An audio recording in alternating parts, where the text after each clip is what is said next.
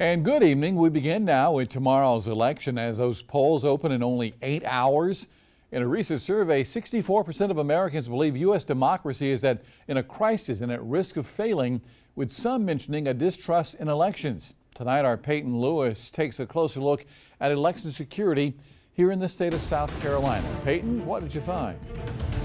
JR, with Election Day being tomorrow, polling places and the state election office is getting ready, but not just by going to bed early. They're making sure boxes are sealed and that everything is in a safe place before the polls open in the morning.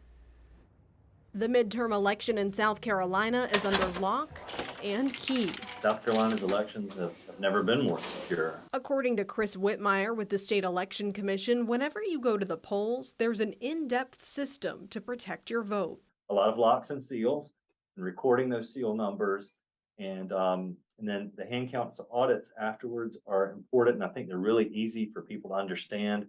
You looked at your ballot, put it in a box, and then we're going to go look at what you looked at. Not rely on the machine to count it, but a human's going to count it and see if it matches the same thing that the machine did.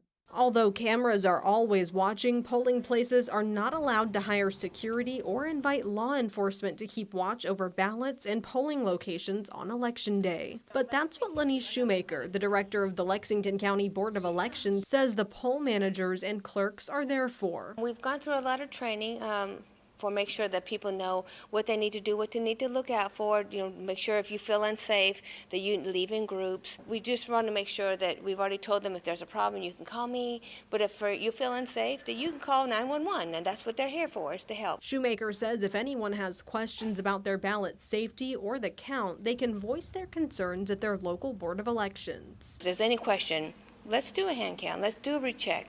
We have no problem. That's what we're here for, is to make sure that they feel comfortable with South Carolina elections. If you need to report fraud, waste, abuse, mismanagement, or misconduct within or involving a state agency or even at the polls, call the State Inspector General.